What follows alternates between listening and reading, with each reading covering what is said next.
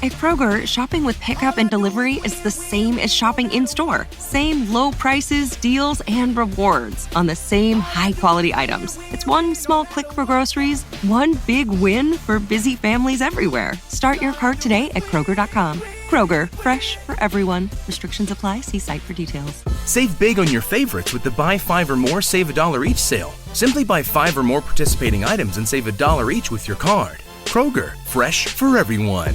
It is Ryan here, and I have a question for you. What do you do when you win?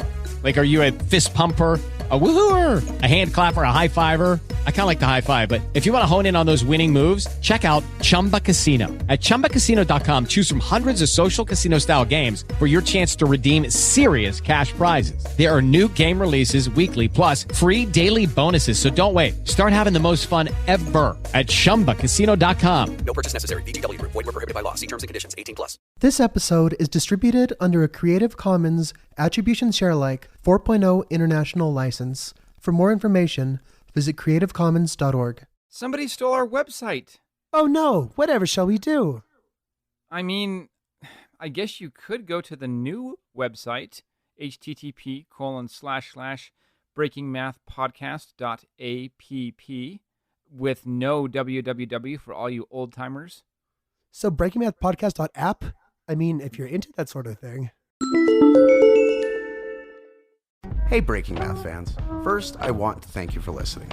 I have an important message for everyone. You can start your own podcast right now with Anchor. Anchor lets you create and distribute your own podcast. Just get an idea, record, and upload. It's just that easy. Anyone can do it. I'm on my way to accomplishing my dream, and you can too. Just get on your device's app store and download Anchor. It contains everything you need to make a podcast. With Anchor, you can put your podcast on all the big platforms. Apple Podcast, Spotify, Google Podcast, Amazon, and more. Reach the whole world with Anchor. Best of all, Anchor is free. You have nothing to lose with a free platform. Download the Anchor app or go to anchor.fm to get started.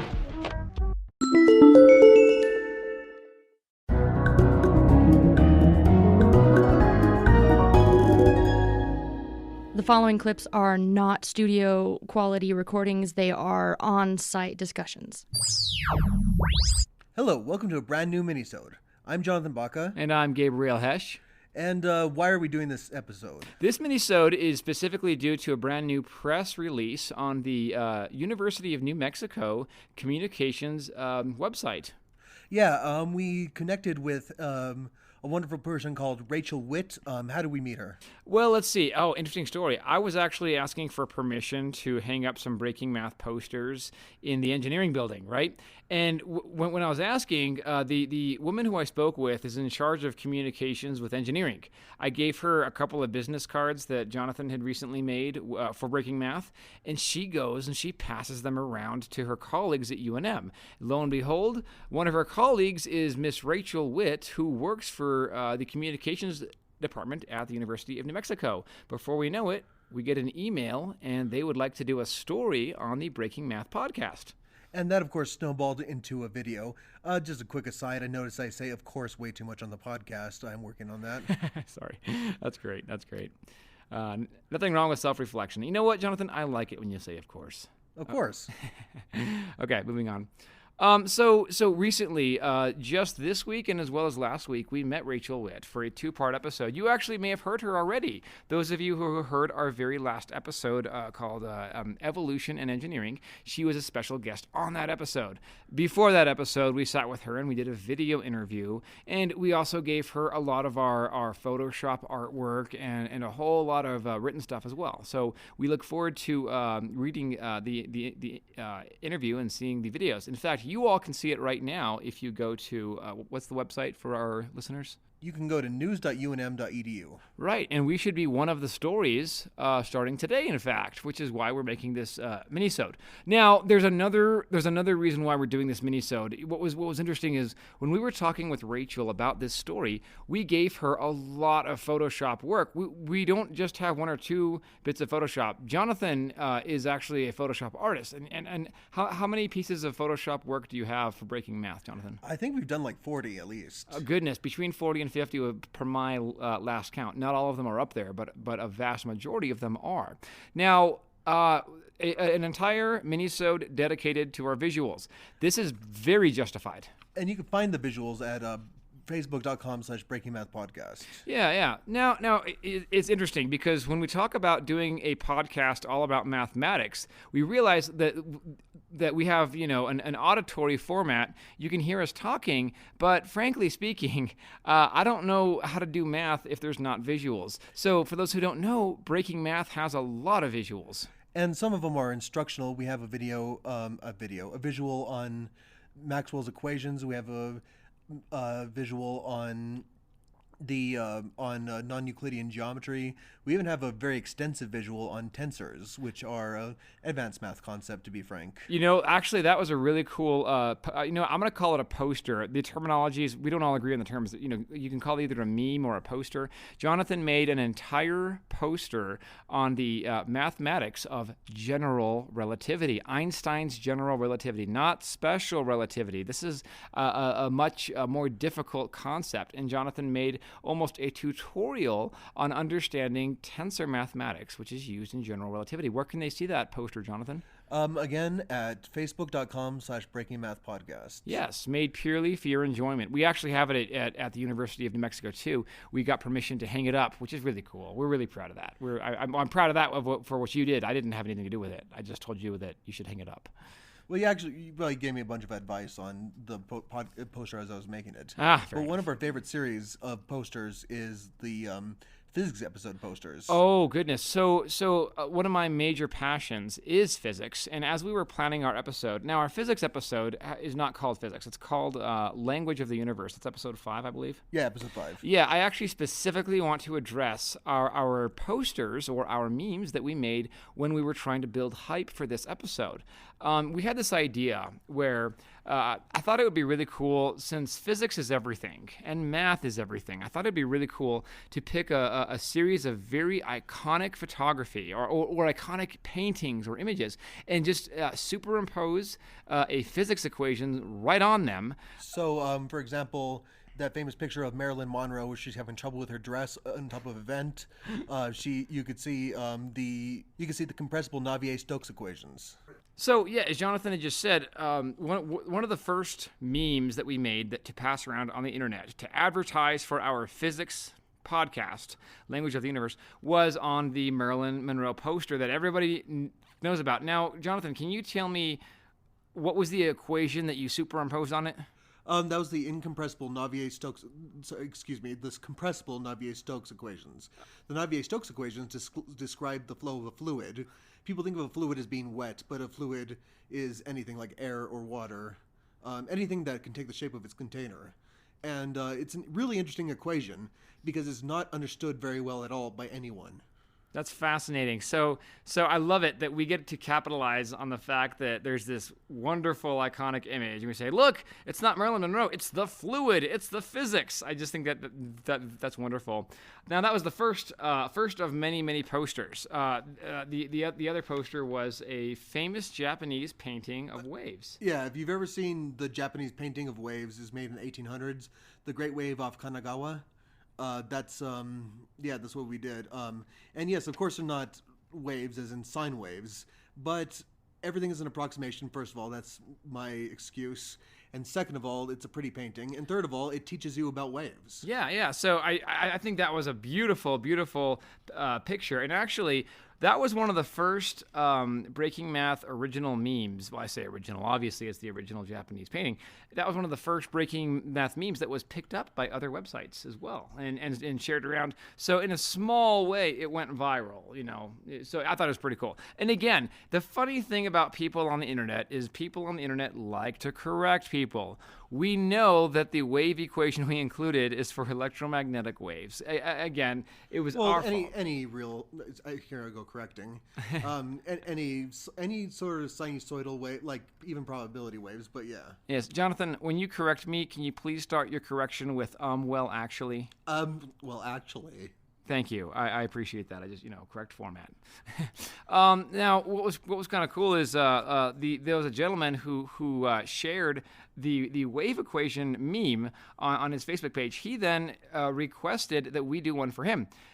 He had this idea of doing a Three Stooges physics meme. So, and that one's, of course, about kinetic energy, the amount of energy that you transfer into somebody's head when you hit them with a wrench. Yeah. So, again, as we're talking about all of these wonderful pictures, you all can see them. Now, it's not directly on our Facebook page. You just have to go to the photos section and look for any of them that say language of the universe. That's our entire series of photos, and there's a whole bunch of them. Because, again, we know that physics is everything. What were some of the other memes?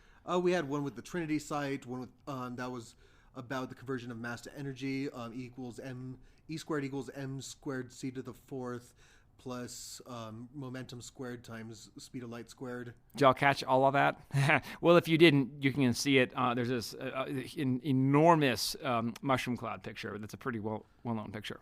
Yeah, and we did the iconic but not very original Pink Floyd cover. That's right, and that was actually the idea of on the episode Language of the Universe. We had a physics professor, a physics lecturer from the University of New Mexico. It was Professor Boucheron. Leandra Boucheron, and it was her idea to use the Pink Floyd album that shows refraction. Yeah, and we did dispersion with that. Yes, so that was a cool idea. You know what one of my favorites was? Actually, so when I taught 8th grade physical science, I taught my kids about kinetic and potential energy. And one of the things we talked about was gravitational potential energy. That is to say, the higher you hold an object, the more stored gravitational potential energy you have in that object. So if you hold it over your head, or if you go stand on your roof and hold it over the roof, you have even more stored gravitational potential energy. And one of the things that always confused me about that, by the way, is everybody said that the amount of potential energy that you had gravitationally, you measure it from the floor. And that always confused me, because I was like, how can you dig a hole and change the potential energy of something that's already there? Oh yeah, that's actually that's. And it turns out that the real answer is that this is a difference in energy, a difference in potential energy.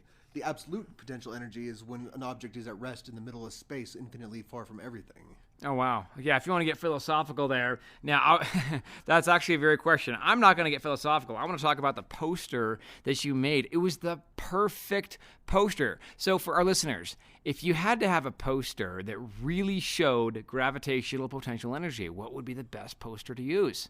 And the one that we chose was, those workers who they're having lunch, they're on an I-beam, they're on the Empire State Building, it's in the 1930s. We used that one. Oh, I love that poster. My mother bought me that poster when I was young, and I had it hanging up in my bathroom. I'm afraid of heights, so it just gives me the willies to see these construction workers so high up there. But it was just so much fun. It was so much fun to make this series of posters because, again, both Jonathan and I firmly believe that mathematics and physics is everywhere, and being able to convey that fact through these beautiful, iconic images was just really cool. Now, we have a lot more. So that these images are for one episode. We have other things. We have videos. We have applets. Jonathan, what are some of the applets that we have? Well, one of my favorite applets. We've mentioned the Hypercube applet on here before, and if you haven't checked it out, go to breakingmathpodcast.com/hypercube.html. But we have things like if you want to see what a Fourier sequence does. Technically a cosine sequence, but you can go to breakingmathpodcast.com/applets.html. We have an applet on there that draws a Sierpinski triangle, the triangle within a triangle within a triangle. That's a cool one. It's like a Zelda triangle. So randomly too. If a Triforce, from Zelda, so if the Zelda Triforce kept having more holes and more holes drawn in, that's what's called the Sierpinski triangle. And it does that by drawing one dot at a time. Randomly. Yeah, that's a beautiful applet. Oh, and real quick, for the non-engineer listeners, I know we've got a few. Can you explain a little bit about the Fourier series and just like how can you explain the Fourier series to a non-engineer? Sure. Basically, imagine you heard this podcast, but you're not hearing it from your podcast player. You see this gigantic tuning fork. It's a tuning fork that's the size of the Empire State Building or something huge like that. It's going back and forth and it's oscillating. Then you have a smaller tuning fork and a smaller tuning fork and a smaller tuning fork. And they're each vibrating at a different, like some are going loudly, some are going quietly. But you put all of them together and you hear this entire podcast. That's amazing. Jonathan, you just think, okay, I totally put you on the spot there with trying to explain the Fourier series. Now suddenly I have this world I'm imagining where you've got a million different size tuning forks and they're all vibrating, but suddenly you hear exactly this, physically speaking, that's possible.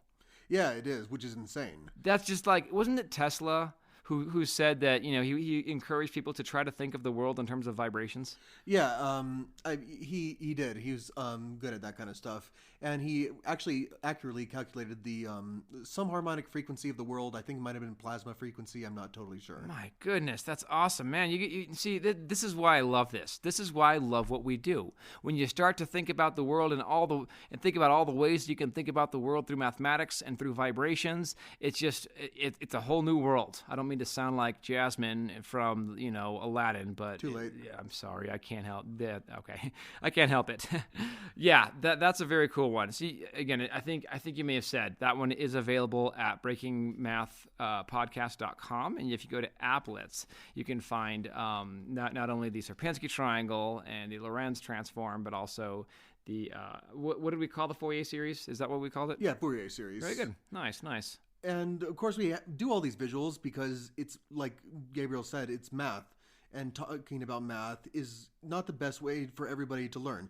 I know learning styles is getting discredited as a science, but it's true to some extent. In the very least, let's take a page out of advertisers. How many ways can you convey information? You have radio commercials, but you can have visuals too. Now, I don't know anybody who has proven a mathematical theorem or who has given a mathematical proof only through auditory means. It seems that having a chalkboard. There's blind mathematicians. Yeah, I guess they use Braille. I stand corrected. You are absolutely right. How dare you're right. I was not being inclusive. Okay, having said all that, we have this podcast where we talk about mathematical concepts, but we also have beautiful visuals that we spend a long time on, and hopefully the visuals will be eye candy, but more than eye candy, because I think of candy, and I think of it's not nutritious. So if it's not eye candy, what is it? Like an eye Brussels sprouts. More because those are gross. You know what I mean? Well, not if you cook them right. Okay, so an eye gourmet meal, is that okay? I hope our listeners are following me. Shoot me an email and say whether or not. And at breakingmathpodcast.com/gmail. Yes. Or not breakingmathpodcast.com/ no. breakingmathpodcast@gmail.com. Yes, or shoot us a Facebook message and just tell us if you like my analogy of a 5-course meal for the eyes. It is nutritious and it gives your brain something to chew on and digest. That just makes me think of eye monsters eating food. Okay, well maybe it's not working out so well. So we just invite everybody to check out the amazing visuals. And you know what? We also wanted to talk briefly about, as we're planning an episode, let's talk about the whole creative process. What goes into making an outline for the podcast and what goes into our visuals? Oh, yeah. Basically, me or Gabriel have an idea, and then we kind of sketch it out a little bit. And then we basically composite it in Photoshop or Illustrator, and then we put it online. Yeah.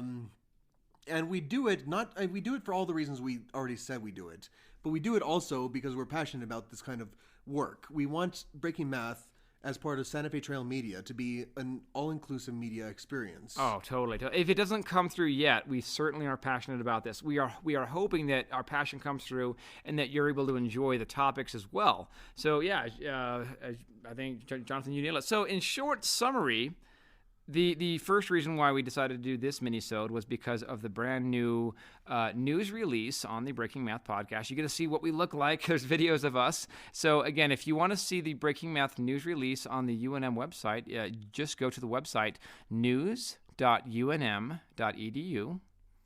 And and you can read the story or watch the video. And then what if they want to see more of the Breaking Math art? Oh yeah, Breaking Math Art. Go to facebook.com/breakingmathpodcast. Yes. You can also, again, shoot us a message. Did you like the art? Would you like more of the art? What else would help the breaking, the math experience, the learning experience? And then lastly, of course, we've got our applets available, not on the Facebook, but the applets are on the website. Yeah, we don't want to say that we're a small enterprise or whatever, but we're small enough where we will listen to everything that you have to say. That's correct. There are exactly two of us who are behind Santa Fe Trail Media and Breaking Math. So soon we will have more. Soon we'll have more, but we have a nice humble beginning.